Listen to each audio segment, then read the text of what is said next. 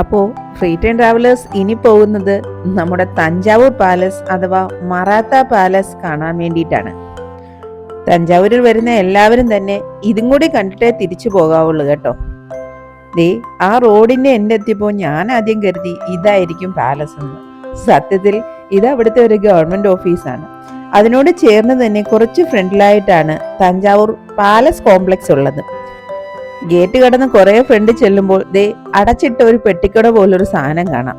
നിങ്ങളത് കണ്ടു കാണുമെന്ന് വിചാരിക്കുന്നു, പക്ഷേ ഞങ്ങളത് കണ്ടില്ല.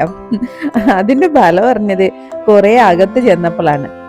ഈ കെട്ടിടങ്ങളുടെ ഉള്ളിൽ കൂടുള്ള റോഡിൽ കൂടി നമ്മളെ കുറെ അകത്ത് ചെല്ലണം. അത് ഒരു ഏകദേശം 700-800 മീറ്റർ കടന്നു കഴിയുമ്പോഴാണ് പാർക്കിംഗ് വരുന്നത്.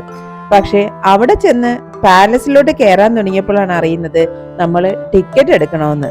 ടിക്കറ്റ് എടുക്കണമെങ്കിൽ തിരിച്ച് നമ്മൾ ആദ്യം കണ്ട ആ പെട്ടിക്കട പോലുള്ള സ്ഥലത്ത് എത്തണം. അപ്പോൾ നിങ്ങൾ പോകുമ്പോൾ ടിക്കറ്റ് എടുത്തിട്ട് വേണം പാർക്ക് ചെയ്യാൻ വേണ്ടി വരാൻ കേട്ടോ, മറക്കരുത്. ഇതാണ് തഞ്ചാവൂർ പാലസിന്റെ ഫ്രണ്ട് സൈഡ്. നമ്മൾ അതുവഴി എടുത്ത ടിക്കറ്റ് അവിടെ കാണിക്കണം. കാണിച്ചിട്ടാണ് അകത്തോട്ടുള്ള എൻട്രൻസ്. അയ്യോ, അകത്ത് കയറുമ്പോൾ തന്നെ പല പുരാതനമായ ശിലകളും ഇത് ഖനനം ചെയ്തെടുത്തതാണെന്നാണ് അവർ പറഞ്ഞു തന്നത് നമുക്ക്. ഈ കൊട്ടാരത്തിന്റെ അകത്തോട്ട് കയറുമ്പോൾ തന്നെ വലത് സൈഡിലായിട്ട് നമുക്ക് ദർബാർ ഹാള് കാണാം. അതിനോട് ചേർന്ന് തന്നെ രാജകീയമായ മ്യൂസിയങ്ങളുണ്ട്. ശില്പങ്ങളും ആയുധങ്ങളും കൊട്ടാര ഉപകരണങ്ങളും ചോള മറാത്ത കാലത്തെ ചിത്രങ്ങളും ഒക്കെ ഇവിടെ ഉണ്ട് കേട്ടോ. ഈ ഹോളിന്റെ ഒരു മൂലയിൽ നിന്നും മുകളിലേക്ക് കയറാനായി ഇടുങ്ങിയ കുറച്ച് സ്റ്റെപ്പുകളുണ്ട്. അപ്പൊ പിന്നെ വിചാരിച്ചു ആദ്യം മുകളിലത്തെ കാഴ്ചകളൊക്കെ കണ്ടിട്ട് വന്നിട്ട് നമുക്ക് താഴത്തെ ദർബാർ ഹാളും എക്സിബിഷനും ഒക്കെ കാണാമല്ലോ എന്ന്. ആ സ്റ്റെപ്പ് കയറി അങ്ങനെ നമ്മൾ മുകളിലെത്തി. മുകളിൽ ചെന്നപ്പോഴോ ഈ നമ്മുടെ പഴയ തഞ്ചാവൂരിന്റെ ഓർമ്മപ്പെടുത്തലുകളാണ് കൂടുതലും അവിടെ. ഫോട്ടോ ആയിട്ട് ഫ്രെയിം ചെയ്ത് ഓരോ ഭിത്തിയിലുമായിട്ട് അങ്ങനെ വെച്ചിട്ടുണ്ട്. അതിന്റെ ലെഫ്റ്റ് സൈഡിലായിട്ട് ഞങ്ങൾ കണ്ട ഒരു കാഴ്ചയാണിത്. ശരിക്കും ഒന്നും ഞെട്ടി. ഇത് എന്താ സംഭവം ഒന്നും മനസ്സിലായില്ല. ഫ്രണ്ടിൽ ചെന്ന് നോക്കിയപ്പോഴാണ് ഇതൊരു തിമിംഗലത്തിന്റെ അസ്ഥികൂടമാണെന്ന് മനസ്സിലായത് കേട്ടോ. ഇവര് സത്യം പറഞ്ഞാൽ മ്യൂസിയം എന്നൊക്കെ ഉണ്ടെങ്കിൽ പോലും അത് പ്രോപ്പറായി മെയിൻറ്റെയിൻ ചെയ്യുന്നു ചോദിച്ചാൽ ഞാൻ ഇല്ലെന്നേ പറയും. കാരണം ഇതൊക്കെ പൊടി പിടിച്ച് ഒരുമാതിരി നാശാവസ്ഥയിലാണ് കാണുന്നത്. ബിൽഡിങ്ങുകൾക്കൊന്നും യാതൊരു കുഴപ്പമില്ല കേട്ടോ, അതൊക്കെ മെയിൻറ്റെയിൻ ചെയ്യുന്നുണ്ട്. പക്ഷെ അവിടെയുള്ള ബാക്കിയുള്ള ഇതുപോലുള്ളതൊന്നും അത്ര നല്ല രീതിയിൽ നോക്കുന്നില്ല എന്ന് തന്നെ ഞാൻ പറയും. ആ ബിൽഡിങ്ങിന്റെ റൂഫിലുള്ള കൊത്തുപണികളാണ് ഇതൊക്കെ കേട്ടോ. ഭയങ്കര രസമുള്ളതും മനോഹരമായതും. അങ്ങനെ മുകളിലത്തെ കാഴ്ചകൾക്ക് ശേഷം ഞങ്ങൾ താഴെ ഇറങ്ങി. താഴെയായിട്ടാണ് ബ്രോൺസ് മ്യൂസിയം ഉള്ളത്. അപ്പോൾ ഇനി ആ കാഴ്ചകളൊക്കെ കാണാം. വർഷങ്ങൾക്ക് മുന്നേ ബ്രോൺസ് കൊണ്ട് നിർമ്മിച്ച പാത്രങ്ങളും ശില്പങ്ങളും ഒക്കെ ഖനനം ചെയ്തെടുത്തിട്ടാണ് ഇവിടെ സൂക്ഷിച്ചിട്ടുള്ളത്. അതൊക്കെ മനോഹരമായി തന്നെ അവർ സൂക്ഷിച്ചിട്ടുണ്ട് കേട്ടോ. എല്ലാത്തിൻ്റെയും വാല്യൂവിനനുസരിച്ചിട്ടായിരിക്കാം ചെയ്യുന്നത്. ഇനി നമുക്ക് അതിൻ്റെ തൊട്ടടുത്തുള്ള ദർബാർ ഹാളിലേക്ക് കയറാം. ഇതാണ് മറാത്ത രാജാക്കന്മാർ ഭരണം നടത്തിയിരുന്ന ദർബാർ ഹാൾ. ഇവിടെയും ബ്രോൺസിന്റെ നിറയെ ശില്പങ്ങളുണ്ട് കേട്ടോ. അതൊക്കെ വിശദമായി അവര് എക്സ്പ്ലെയിൻ ചെയ്തും തരും നമുക്ക്.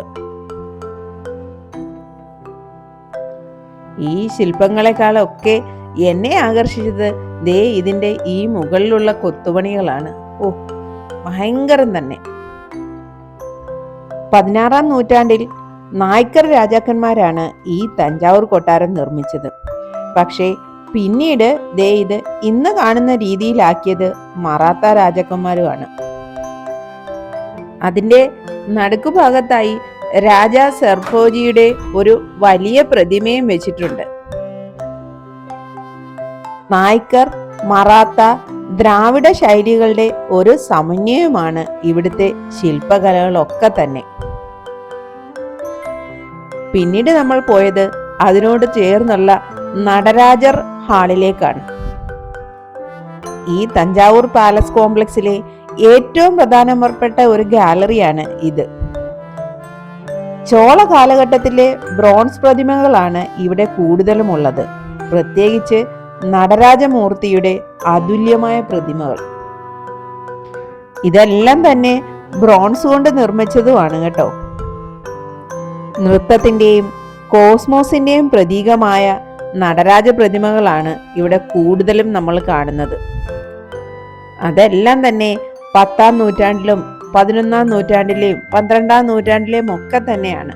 അത് കണ്ടെടുത്തിരിക്കുന്ന ഡേറ്റുകളും ഒക്കെ അവിടെ വിശദമായി തന്നെ അവർ രേഖപ്പെടുത്തിയിട്ടുണ്ട് കേട്ടോ.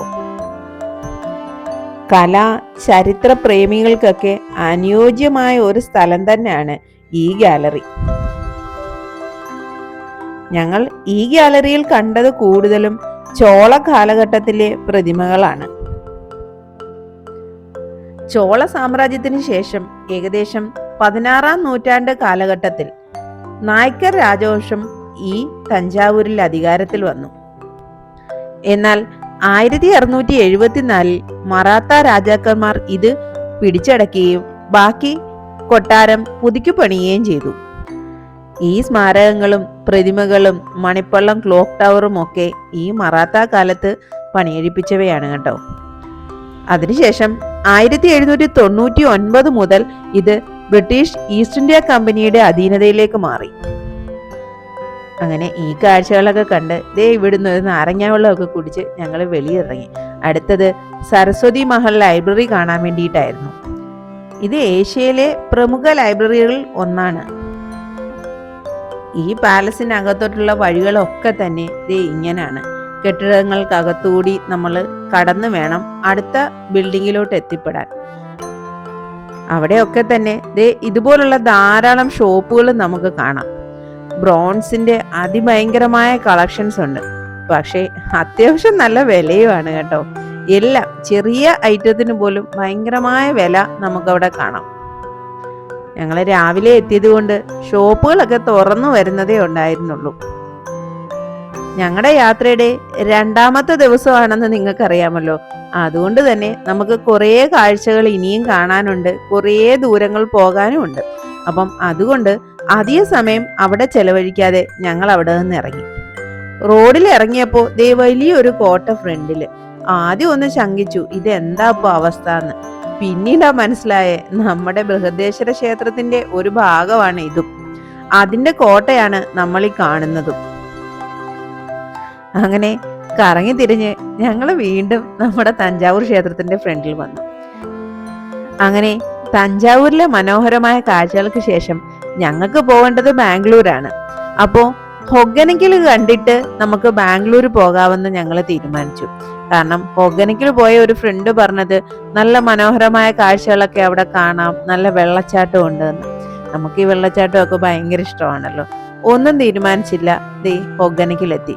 100 രൂപ ടിക്കറ്റ് എടുത്ത് വേണം കേട്ടോ അവിടെ എൻട്രൻസ്.